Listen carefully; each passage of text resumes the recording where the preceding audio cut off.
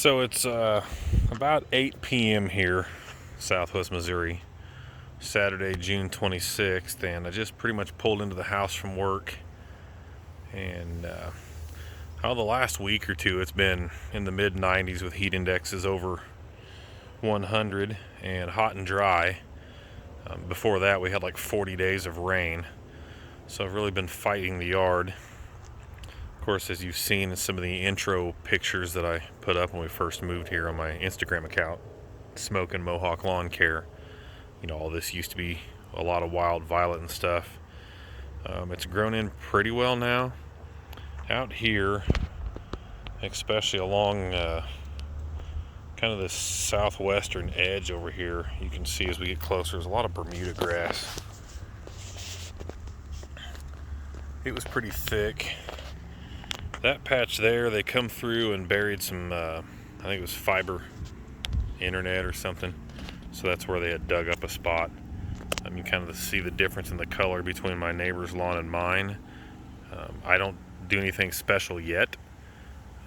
I did a lot of overseeding in the spring with just some Kentucky fescue, mostly because it's pretty easy to take care of. And I'm really just kind of getting into the technical side of lawn care besides just mowing. So this has had 2 applications of Scott's Weed and Feed. One, I think I did maybe early April, and the other one I did a couple weeks ago, around the first week of June. Maybe it was the second week of June. So it seems to be holding up pretty well. It did pretty well through the heat. I kind of stayed on top of watering it every morning, for about an hour. I tried to do the whole yard, but with time and my work schedule, it didn't always happen. Plus I have a lot of low-hanging trees in the back, which is where I put all the real new grass down, so it didn't get watered as well as I wanted. I had to kind of hand water it with a hose and nozzle and not so much a sprinkler. Out here I use just a typical fan sprinkler. But the last 2 days it's actually rained, so I haven't had to water, and my wallet appreciates that. That's saved me a little money on watering altogether. But this is kind of what it looks like. Over there is still that stump I need to get rid of. And this area that's kind of patchy in here, that's pretty much where I had that pile of dirt dumped. And then once I got it all down, I kind of reseeded it. I'll tell you more about that in a later story as I document my adventure in trying to rebuild my yard. I'll walk up through here. You can see a lot of this. Some of this, the overseeding, it come up. You can see some thin grass in there. That's all new grass. But you can see my issue here is now my yard is pretty well evenly spread with, I guess it's creeping Charlie or wild violet, whatever you want to call it. Not entirely sure yet.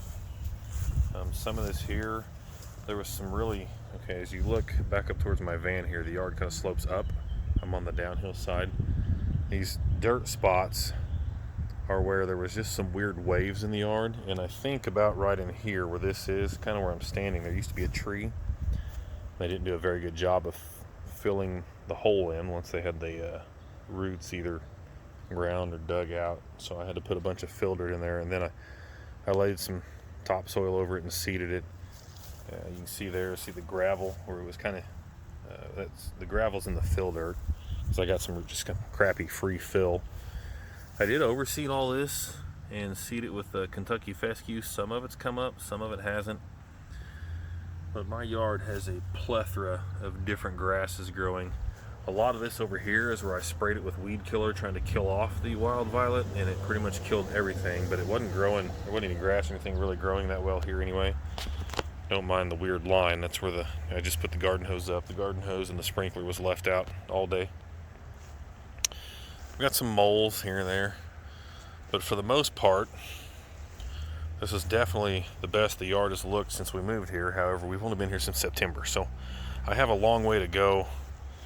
I'd like to eventually in a couple of years have this all just one grass type instead of an assortment, but we'll see how that goes. Just kind of to show you what I'm talking about with watering. You see how it's kind of pretty and green. Over here was the same situation. However, you can see how this doesn't look quite as thick and tall, and that's because this hasn't been watered as much recently. I've probably only watered some of this about every other day. Here's the edge of my driveway. My property line goes about a half a mower path over the other side of that manhole, and then that's all Miss Pam's yard. No, I didn't get to meet Miss Pam's husband because he passed away in the spring before we moved here last year. But she told me he was quite the lawn connoisseur, and he took pretty good care of it. And actually, her yard isn't bad looking at all. One of the neighbors has been mowing it for her. But you can see how this side over here isn't as thick and hasn't really grown like the front has, and that's mostly because I just haven't really gotten to water this side the last few weeks while it was hot as much as I wanted to. This was all overseeded as well. You can see a lot of the thin new grass is just kind of coming up anywhere and everywhere. Especially over here along the edge of the driveway where my truck was, and some around there. Some of this didn't go well. I'm pretty sure that spot there is where my wife dumped out some grease from cooking bacon or something maybe a month ago. And grass doesn't like bacon like I like bacon. This spot here has always been dirt since we've lived here, and you can see where I had seeded it, and some of it come up and most of it probably washed downhill. The real trick with this over here, and this is why I want to get some little turret sprinklers to set up over here on the days I water, is pretty much all of this new grass area is on the north side of my house, and most of our storms and rain that come through here come from the south or southwest, or they come from the northwest. But basically where you see the new grass doesn't ever get wet. You can come out here after a torrential flood, and that strip along the foundation is pretty much always dry like that. Everything else out here gets watered. Of course, this is all downhill, so everything runs through here. So this I have to come over and hand water with a hose and nozzle. I usually do it just about every time it rains, and of course every time I'm watering in general. And that's probably why that grass just didn't take through there very well. Other than that, this is all just regular Kentucky fescue. Most of it I think is actually stay green seed, and that's only because I'm cheap and Lowe's had a sale, a spring sale, so I bought a big bag of it a while back. And a lot of this out here is this way too. This stuff here is kind of yellowing up. I don't know if it's just because it's such a young grass. And all this I planted in like April, I think. I know I should have done it in the fall, but I didn't. And so I'm fairly impressed with how it's growing, considering that all I did was put some seed down. Well, okay, I take that back. So this had eroded quite a bit along the foundation when we moved here, and I filled it in with a bunch of fill dirt and tried to slope it away from the foundation a little bit, and then put topsoil over the top of it, screen topsoil that I bought from a place, and then seeded it with the Kentucky tall fescue grass seed, KY31 I think is what it is. And for some reason this out here is, I don't know, it's kind of hit and miss, but this side over here, like from here over, really gets hit by sunlight pretty well. Not so much everywhere. Not, this side over here does not. It gets sun, more of a reflection off the buildings and such. But it's pretty well blocked out by the house. So I'm hoping this fall I'm going to try to do some leveling. Actually, I may start that a little sooner than later. Mostly because a lot of the yard, you see like right here, there's some dirt, some low spots. And it's not so much low, it's just that over time, all the topsoil has washed off. And the grass, the lower part of the grass, the stems and stuff is showing, and so the grass is a lot taller than the current level of the soil, so it makes the yard real rough. So I want to go through and do a lot of leveling. I'll probably use a lot of dirt this first go around, just trying to take a lot of the bumps and humps out, plus it'll give me something to seed into when I do my seeding. So hopefully that'll get some of this grass growing, because I still have a lot of patches here that I obviously didn't get very well.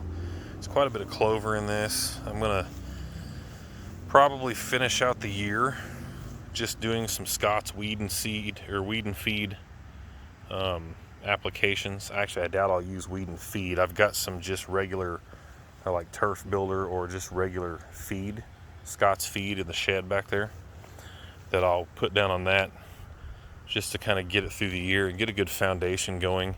I don't think I'm to the point yet where I specifically want to